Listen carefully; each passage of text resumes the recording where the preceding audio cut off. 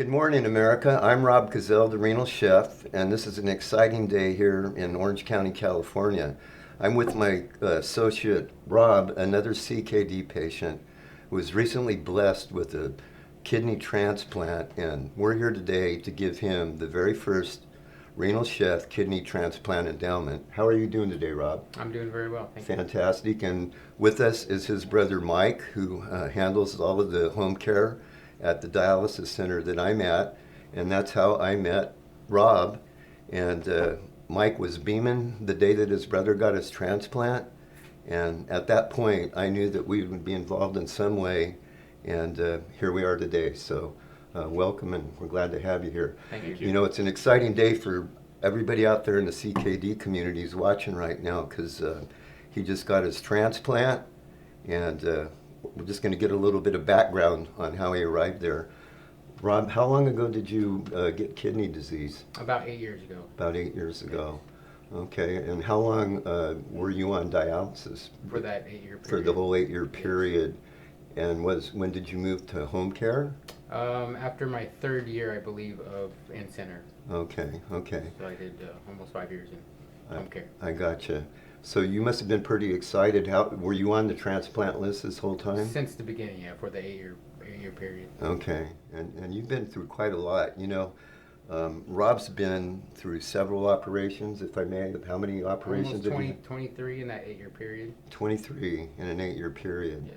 And he's an amputee. He has a prosthetic leg. And I have to tell you, I got my fistula surgery done on Friday. And I was really afraid, but I had talked to Rob before that, and him going through all of these surgeries, he reassured me that I'd be okay. So I told him that right before I went unconscious, I was remembering the words of encouragement that he gave to me to make my surgery go better. And that got me through it. And if that man could do it, I could go through mine. And he had the experience, he told me.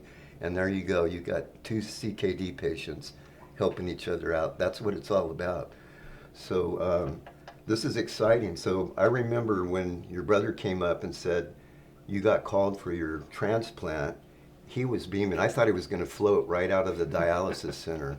It was pretty amazing. And I was so happy because I love this guy. He's made this last year really comfortable for me, moving in there and having the hope of moving to home dialysis. So when he told me that, I was beaming. But then a couple days later, he was a little bit bummed out because of the things that you had to do. He got called at the spur of the moment, and apparently, as we all know, sometimes there's co-pays and stuff that just don't cover all of the medical things that we have, and it really can knock you down. So what happened? Tell us about when you got your call for your transplant. What did you have to do, and where did you have to go? Well, that morning, I got the call around 4 o'clock in the morning. They told us to be there as soon as we can after 11, I believe. So they told us to do a dialysis treatment. So we immediately started a treatment. And then from there, we jumped in the car, packed our stuff, jumped in the car, and drove to UC San Diego. And you're here in Orange County, so yes. that was like about a 90-mile drive? Yeah, about an hour and a half. With almost no notice? Pretty much, yes. Yeah, and of course, you knew you were on the list, but... Yes, but it was just so random when they called. Yeah. So, and certainly in these times right now, when you're traveling, did you have any hotel rooms already preset? You must not have, because you didn't know you were going. I had no idea of what was going to come about, really. So okay. They did have something set up for us. Unfortunately, it did not quite work out. I was not set up for handicapped person at the time. I was right. almost wheelchair bound. Okay. So the facilities weren't set up quite right. So we had to locate a hotel on our own, and San Diego is very expensive. Yes. Okay. Well, there you go. You know, you get surprised by those things, and that's what this is all about today. This transplant endowment is about helping with the unexpected costs, such as meals, travel, and lodging at the spur of the moment. And all of that's going on top of, you're probably pretty nervous because you're going to get your transplant. I know I would be. So that's what this is about today. I'm so proud to present to my friend, my CKD brother, his first renal chef kidney transplant endowment.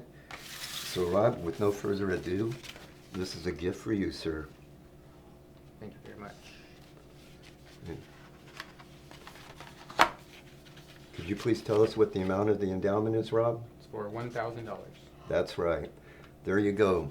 It may not cover everything, and certainly we wish we could do more, but This is we're grateful. And the only thing I'd ask is if you have any words of encouragement or anything that you would like to say to your fellow CKD patients out there, the ones who are waiting for a transplant, if you have any words of hope or anything that you can say before we close. Basically, don't give up.